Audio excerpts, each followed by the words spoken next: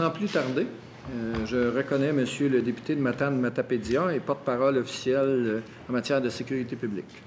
Merci, Monsieur le Président. Je veux saluer le ministre. J'espère qu'il est heureux dans ses nouvelles fonctions, que c'est le défi qu'il souhaitait. Vous n'êtes pas sans savoir, Monsieur le Président, qu'on avait demandé un changement de titulaire au poste dès juin 2014. Je veux saluer son entourage, saluer son équipe, saluer les députés du Parti libéral du Québec, de la Coalition Avenir Québec, de Québec solidaire. Monsieur le Président, j'aimerais obtenir l'assentiment du ministre pour poser ma première question au commissaire de l'unité anticorruption. Et là, mon assentiment, effectivement. Ça serait Lafrenière, plus avancé.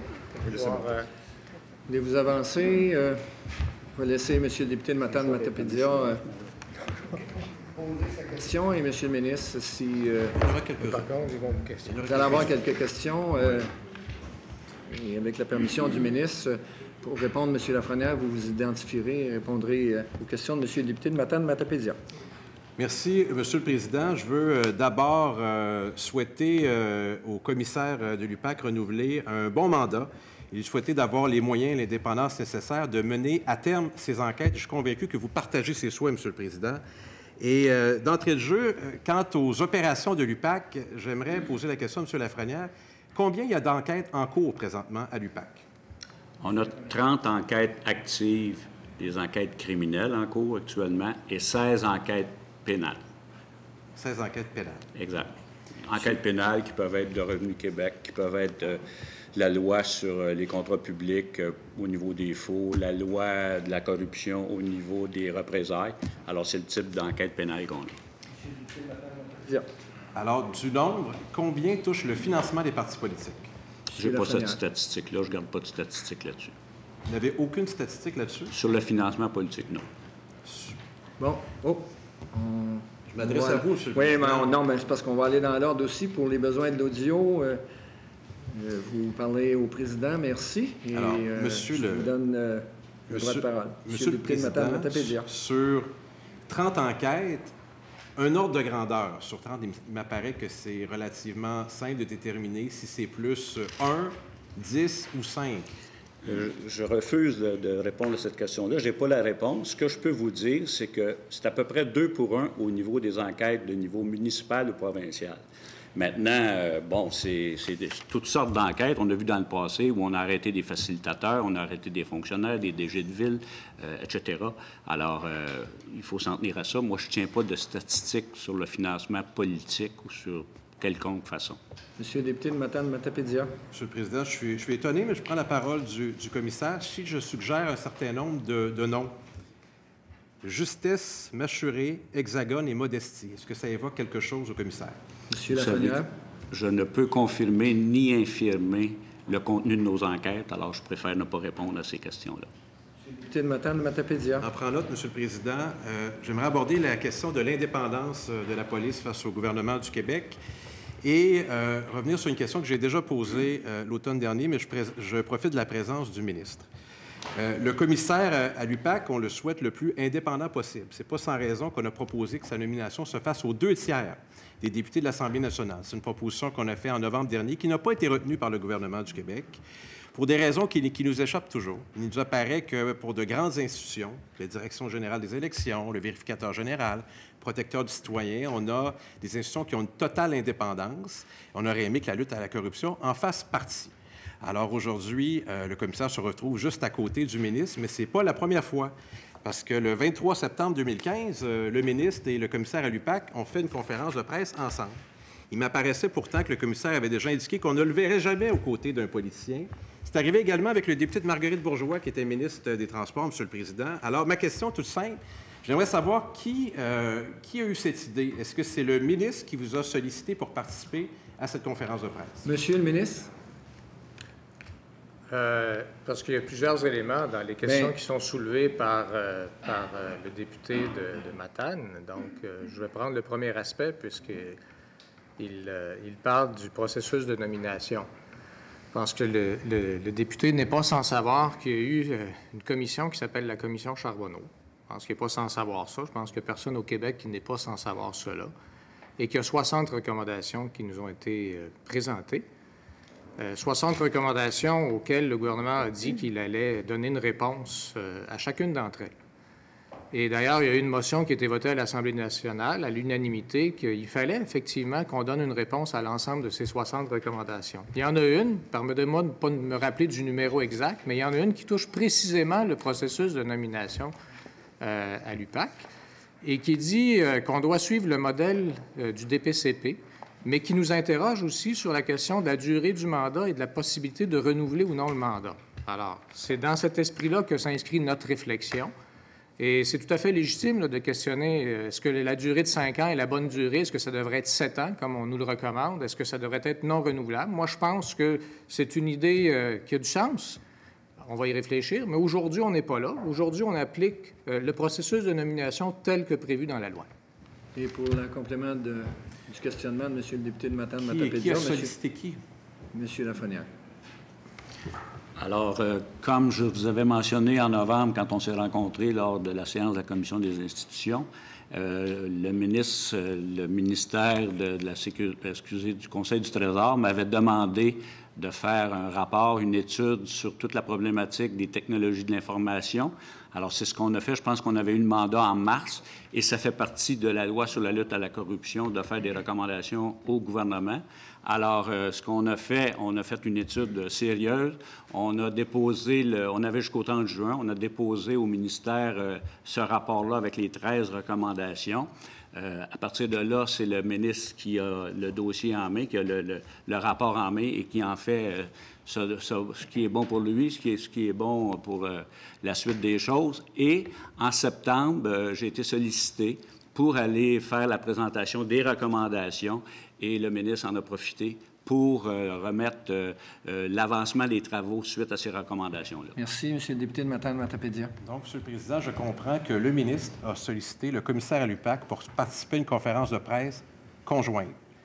Il m'apparaît que, mon opinion bien personnelle, mais je pense qu'elle est partagée, que pour un rapport de cette envergure, et considérant l'intérêt que les médias et la population portent à vos travaux, je suis convaincu qu'il y aurait eu quand même présence de médias et de beaucoup d'attention à vos travaux, même sans le ministre. Et il m'apparaît que c'est imprudent. Et ça a été fait 2 fois. J'imagine qu'on s'en est parlé l'automne dernier, que ça ne se reproduira plus, mais c'est pas pour rien qu'on compte sur vous, Monsieur le commissaire. Je passe par vous. La commission Charbonneau, elle a été évoquée, nous a laissé avec un sentiment de travail inachevé, qui a une impunité. Et notre ultime recours pour obtenir la vérité, c'est le commissaire à l'UPAC et son équipe. Alors, les parlementaires de l'opposition officielle et la population nourrissent beaucoup d'espoir dans votre travail, que vous allez avoir les moyens et l'indépendance nécessaires pour mener à terme vos enquêtes. Vous en avez identifié une trentaine, dont certaines, vous l'avez indiqué, portent sur le financement des partis politiques. Alors, je comprends que le ministre a décidé de solliciter le commissaire à l'UPAC. Je veux faire remarquer au ministre, puis j'espère qu'il pourra me répondre là-dessus, j'espère que le ministre réalise que lorsqu'on pose des questions sur l'indépendance du commissaire à l'UPAC, ce n'est pas sans raison, parce que l'homme qui est à sa droite enquête potentiellement sur sa propre formation politique. Alors, c'est assez inusité de se retrouver dans une situation comme celle-là, où on est dans une situation où on devrait tous pouvoir questionner de façon indépendante le commissaire à l'UPAC, mais là, bien sûr, j'ai obtenu l'assentiment du ministre pour poser des questions, mais c'est assez inusité. Mais là, vous allez avoir... Excusez, M. Lafrenière. Excusez, M. Lafrenière, M. le ministre. Parce que, bien franchement, M. le Président, je trouve que le député de Matapédia fait de drôles de raccourcis et franchement, ça devient une grande exagération.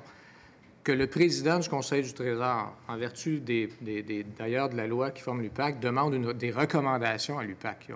On essaie de voir comment on peut améliorer notre gestion des contrats informatiques. On demande des recommandations. Je suis président du Conseil du Trésor à l'époque. Je ne suis pas ministre de la Sécurité publique. On reçoit ce rapport qu'on a demandé, par ailleurs. Ce n'est pas une enquête que l'UPAC décide de faire sur les contrats informatiques. On demande des recommandations pour améliorer nos processus de gestion. C'était mon rôle comme président du Conseil du Trésor que de demander une telle chose. D'ailleurs, l'UPAC travaille aussi avec le CSPQ pour améliorer les pratiques de façon générale, donc ça fait partie de leur rôle. Alors, il était tout à fait normal que les médias aient accès à la fois au rapport puis à ce que le gouvernement entendait faire. Alors, c'est pas parce que M. Lafrenière, qui est directeur de l'UPAC, est ici présent pour répondre aux questions ce soir et il est à côté de moi, que ça remet en question son indépendance. Son indépendance, elle est totale. Monsieur le député de Matane-Matapédia. Monsieur le Président, nous maintenons que ce n'était pas approprié et que le ministre n'avait pas besoin de la présence du commissaire à l'UPAC pour que lui-même puisse rendre public. D'ailleurs, il a un site Internet où régulièrement, il y a des communiqués, il y a des précisions qui sont là. Je ne pense pas qu'il avait besoin d'être présent en même temps que le ministre. Et je comprends qu'il a voulu rendre public le travail dont il est fier, manifestement, mais il me paraît que ce n'était pas la chose à faire. Et je réitère que l'homme qui est à sa droite enquête potentiellement sur sa propre formation politique. Alors, moi, j'ai jamais eu l'occasion de discuter en privé avec le commissaire à l'UPAC, mais manifestement, le ministre a pu rencontrer le commissaire pour préparer cette rencontre-là. Ils ne se sont pas rencontrés assis à côté de la table. Donc, cette indépendance-là, puis les enquêteurs, les policiers vous le diront, il y a aussi l'apparence. Et dans ce cas-là, nous, on le déplore. Maintenant, j'aimerais poursuivre sur un autre enjeu. À plusieurs reprises, le commissaire à l'UPAC a parlé de l'indépendance nécessaire et des moyens qu'il souhaitait avoir pour être indépendant de la Sûreté du Québec. Il l'a évoqué à plusieurs reprises. Alors, il m'apparaît que c'est le bon moment pour savoir quel est l'état d'avancement des travaux, que le commissaire puisse nous dire pourquoi il veut être totalement indépendant de la Sûreté du Québec. Puis je suis convaincu que ça va intéresser ses collègues qui sont là, les parlementaires, le ministre. On en est où? Est-ce que ça va se faire? Est-ce que le commissaire a fait une demande au ministre? Et pourquoi on a besoin d'un corps de police distinct pour l'UPAC? Monsieur le ministre. Bien, avant de poser la question, il y a le raccourci qui... Puis je veux que nos échanges soient tout à fait respectueux, mais le raccourci frôlait un peu la démagogie, honnêtement, je crois. Il est dans le mandat de l'UPAC de pouvoir formuler des recommandations au gouvernement sur demande du gouvernement, et auquel cas il y avait une demande de recommandation pour améliorer les processus de gestion des contrats informatiques. Alors, d'insinuer que ça remette en question l'indépendance du commissaire, franchement, c'est un raccourci, et je le répète respectueusement pour le député de Matapédia qui veut faire des effets de style là-dessus, qui est démagogique, franchement. Question de règlement. Monsieur le ministre, vous ne pouvez pas prêter des intentions à monsieur le député de Matane-Matapédia. Bon, donc... je l'ai mentionné. Alors, si c'est perçu comme étant de prêter des intentions, je retire mes propos. Je vous dis, monsieur le ministre, de ne pas prêter d'intention à monsieur le député de Matane-Matapédia et d'être prudent dans le choix vos mots pour la réponse. Et à la seconde question de monsieur le député de Matane-Matapédia relativement à un projet de loi ou à une... il y a très certainement, Monsieur le Président, des travaux en cours sur cette question-là. Les travaux sont en cours. On n'est pas au stade de pouvoir déposer un éventuel projet de loi, mais les travaux sont en cours. Au commissaire de l'UPAC. Mais c'est la prérogative du ministre de répondre aux questions. Et pour une complémentarité, c'est aussi la prérogative du ministre d'avoir une réponse commissaire à l'UPAC. Monsieur le ministre, vous voulez continuer? Alors, je poursuis là-dessus. Il y a effectivement des travaux en cours sur cette question précise du député. Par contre, les travaux ne sont pas encore suffisamment avancés pour que je sois en mesure de proposer à l'Assemblée nationale un projet de loi. Mais les travaux sont en cours. Monsieur le député de Matane-Matapédia. Monsieur le Président, je repose ma question. J'aimerais que le ministre permette au commissaire de l'UPAC de nous expliquer pourquoi lui, il demande, puis la revue de presse est abondante, d'être un corps de police distinct et d'avoir davantage de pouvoir sur les enquêtes. Quelle information il lui manque? Qu'est-ce qu'on peut changer pour l'aider? Qu'est-ce qui est contraignant dans, je dirais, le lien qui l'unit à la Sûreté du Québec? Monsieur Lafrenière. En fait, c'est une question opérationnelle, purement opérationnelle, non pas administrative, parce que ça va très bien au niveau administratif avec la Sûreté du Québec et les autres corps policiers qui sont présents à l'UPAC. Maintenant, quand je veux avoir accès aux banques de données policières, ça ne m'est pas permis, n'étant pas un corps policier. Et tout l'aspect d'échange de renseignements, quand tu n'es pas un corps policier, c'est la loi d'accès qui prime, et c'est vraiment, vraiment, pour nous, un problème. Il y a toute la question de la direction des enquêtes. Là, je coordonne l'UPAC et les équipes désignées par le gouvernement, dont la Sûreté du Québec, une 60aine d'enquêteurs de la Sûreté du Québec, 11 de la Police de Montréal, il y en a de Longueuil, il y en a de Châteauguay, etc. Bien, ces gens-là, je coordonne, je ne dirige pas. Alors, il y a une coordination qui se fait, ce qui est un peu anormal dans le milieu policier parce qu'on sait que c'est des structures paramilitaires. L'autre point, c'est qu'avec les autres corps policiers étrangers, et j'étais hier à un colloque pan-canadien Les gens veulent te donner de l'information, mais disent, nous autres, on va la donner à la Sûreté, on ne peut pas te la donner à toi parce que tu n'es pas un corps policier. Alors, c'était surtout ça. Et quand on parle de l'international, c'est exactement la même chose. On ne peut pas échanger du renseignement. Donc, c'est problématique. Les choses seraient beaucoup plus claires au niveau autonomie si les policiers étaient prêtés dans un premier temps au commissaire et que le commissaire, l'entité, et non pas le commissaire comme tel, l'entité, à ce moment-là, devient autonome complètement. Complètement, c'est faux, parce que j'ai toujours soutenu que le soutien devait venir de la Sûreté du Québec. Je ne pense pas que ce serait de bien dépenser l'argent des citoyens, de commencer à faire des équipes de filature sans aucune expérience, de faire de l'écoute électronique et tout ça, alors que j'aime mieux payer en sous-contraction à la Sûreté du Québec ce type de soutien-là. Alors, c'est les raisons qui sont invoquées. C'est surtout une question d'accès aux banques de données. Quand on parle du système automatisé de renseignement criminel, ce qu'on appelle le SAC, où tous les corps policiers versent de l'information, les dossiers, les projets sont gérés dans cette banque-là, le commissaire à la lutte contre la corruption n'y a pas accès, ce qui n'est pas normal. Monsieur le député de Matane-Matapédia, en vous rappelant qu'il vous reste 7 minutes. Bien sûr. Est-ce que, si on me permet toujours de poser une question, est-ce qu'il y a un projet qui est prêt, qui a été déposé au ministre à cet égard? Oui, c'est consulté depuis un certain temps sur différents aspects d'un projet de loi et j'ai donné mon opinion là-dessus et ça reflète ce que je viens de dire. Je rappelle à monsieur le député de Matane-Matapédia que c'est son collègue de Verchères et la présidence qui a fait le projet de loi d'unité anticorruption. Tout à fait. Alors, je sais que vous pourrez nous informer sur plein de sujets, Monsieur le Président. J'en doute pas, je connais votre intérêt pour le dossier. On a évoqué récemment la question d'informations sensibles qui se sont retrouvées dans certains médias. Ma collègue de Joliette l'a évoqué hier. Alors, est-ce que ça préoccupe l'UPAC? Est-ce que vous avez pris des mesures pour s'assurer que les informations sensibles demeurent là où elles doivent être? Et si oui, vous en êtes où là-dessus? Monsieur le ministre? La question lui est adressée. Je vais peut-être ajouter un complément par la suite au besoin. Mais... OK. Monsieur Lafrenière. Est-ce que vous pouvez préciser de quel épisode vous parlez? TVA. Est-ce qu'il y en a eu quelques-unes? TVA, 18h hier. Bon. Coalition Avenir Québec a commenté un certain nombre d'informations. Alors, je suis convaincu que ça s'est rendu à vos oreilles. Oui. Monsieur Lafrenière.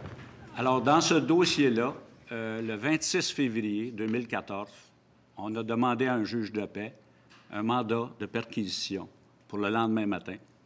Et puis, le 27 février, nous avons exécuté ce mandat de perquisition-là. Quand on demande un mandat de perquisition, on a une feuille annexée qui sont tous les motifs pour obtenir ce mandat-là. Et on a procédé à la perquisition.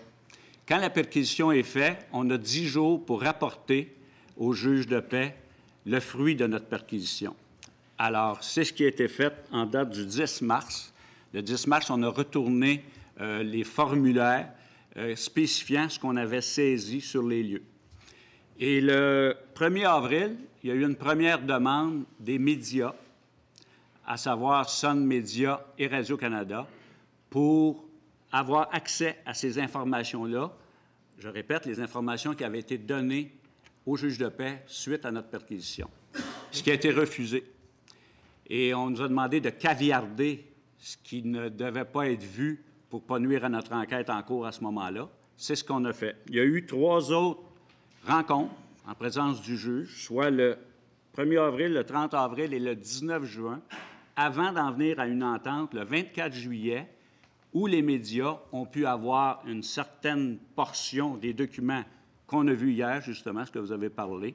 Le juge a permis que ces documents-là, caviardés fortement, soient disponibles pour les 2 médias demandants. Et il a recellé par la suite ce qu'on nous on appelle le paquet scellé. Il a recellé les informations et c'est ces documents-là qu'on a vus hier dans les médias. Monsieur le député de Matane-Matapédia. Merci. Donc, ça vous préoccupe? Vous avez pris des mesures à l'interne pour retrouver l'origine de ces fuites? Parce qu'il y a peu de gens qui ont accès à ça, là. Monsieur Lafrenière. Je viens juste de vous faire la trame, là. C'est pas des mesures qu'on a prises. On a cherché qu'est-ce que c'était et on a tout trouvé, les dates que je vous donne là et tout ça. Et c'était public, là. OK. Donc c'est pas une grande... Non, monsieur le député de Matane-Matapédia, donc c'était dans l'espace public. suite à une demande des deux médias, le mandat caviardé. Monsieur le ministre, vous aviez un commentaire additionnel? J'aimerais ajouter que, bien entendu, que ma préoccupation, puis comme par ailleurs la préoccupation de la ministre de la Justice puis de l'ensemble du gouvernement dans des cas comme ceux-là, c'est celui de l'étanchéité du processus qui va des enquêtes jusqu'à d'éventuels procès. Il faut s'assurer de l'intégrité de tout ça. Alors, lorsque des documents se retrouvent dans l'espace public de manière tout à fait légitime et autorisée par les autorités judiciaires, il n'y a pas d'enjeu. S'il devait y avoir des fuites qui ne correspondent pas à ce qui est permis, évidemment, il faut que les responsables fassent les vérifications qui s'imposent. Monsieur le député de Matane-Matapédia. Monsieur le Président, je veux quand même terminer sur une bonne note. Les parlementaires ont tous salué le travail du commissaire à l'UPAC depuis 2011. D'ailleurs, le gouvernement l'a reconnu. Il a renouvelé le commissaire à l'UPAC, notamment l'aboutissement des opérations Lierre et Joug. Ça a quand même pris du temps, puis je suis convaincu que l'UPAC avait fait le travail qu'elle avait à faire. J'aimerais que, si c'est encore possible, que le commissaire de l'UPAC puisse identifier s'il trouve ça long parfois le travail du DPCP, parce que lui peut bien faire son travail, mais si le DPCP tarde à apporter des accusations, ça crée des frustrations manifestement dans son équipe. Alors, dans ces deux cas-là, il me semble qu'on a attendu au moins un an. Est-ce que la bonne entente est là avec le DPCP? Un instant, M. Lafrenière. Monsieur le ministre, vous avez un commentaire là-dessus? Bien, moi, je suis convaincu que, puis je viens de le dire, la préoccupation d'un gouvernement, de tout gouvernement dans une société démocratique, c'est de s'assurer que l'ensemble du processus soit totalement intègre. Si on avait quelques doutes à cet égard, vous pouvez bien penser qu'on pose des questions. Et dans le cas précis des documents qui se retrouvent dans l'espace public, j'ai demandé à ce que des vérifications soient faites pour s'assurer qu'ils étaient légitimement dans l'espace public. Et ça, c'est notre rôle là, comme gardien là, de la démocratie, de l'intégrité des institutions. Et je nous rappelle, dans Joug et Lierre, qu'en vertu de l'article 35.3, on doit être prudent. Monsieur le Président, ma question portait sur le DPCP. Oui, mais vous avez aussi indirectement mentionné le nom de deux opérations, donc je vous recommande, M. Lafrenière, une certaine prudence. Monsieur le Président, je veux corriger quelque chose, si vous me permettez. On n'est pas sur le contenu. Les opérations ont été évoquées publiquement dans un point de presse de l'UPAC. Alors, ma question, c'est sur le DPCP. Je ne présume pas de la réponse de M. le directeur de l'UPAC. Non, c'est sous mon temps, M. le député de Matane-Matapédia. Okay. Je ne présume pas de la réponse de M. le directeur de l'UPAC. Je rappelle tout simplement aux parlementaires la règle de prudence qui nous guide en ces questions et réponses. M. Lafrenière. Moi, je peux vous dire que ça va très bien avec le DPCP. On avait quand même une certaine crainte, vous vous souvenez, quand la structure a été refaite par Matt Murphy. Là, je profite de 50 à 60 procureurs qui sont dédiés aux crimes organisés, qui sont dédiés aux crimes spéciaux. Et quotidiennement, on est en contact avec ces procureurs-là et on a un service impeccable. Mais c'est certain, comme j'avais déjà expliqué, que ça se cogne des fois. La police trouve que ça va pas assez vite. Les procureurs trouvent souvent qu'ils n'ont pas assez de preuves. Et ça, c'est tout à fait normal. Quand j'étais policier, il y a 30 ans, c'était comme ça et il faut que ça soit comme ça. Il faut que les deux, dans l'équilibre, s'affrontent et fassent du travail pour arriver à des objectifs communs. Quand on fait un ratissage un matin X, bien, à ce moment-là, il faut que ça soit unanime entre les deux organisations qu'on est rendu là et qu'il faut agir. Alors, moi, je suis très satisfait du service et je reviens au colloque où j'étais hier, où les gens nous envient à travers le Canada d'avoir une équipe de procureurs dédiés au Québec qui s'occupe de la corruption. Je vous rappelle, vous êtes encore agent de la paix, est-ce que je sache? Effectivement. Merci. Monsieur le député de Matane-Matapédia, 20 secondes. 20 secondes. Je réitère notre souhait que l'UPAC puisse faire son travail avec tous les moyens et les dépendances nécessaires. C'est notre ultime recours pour obtenir la vérité. Nous comptons beaucoup sur lui. Merci, monsieur le député de Matane-Matapédia.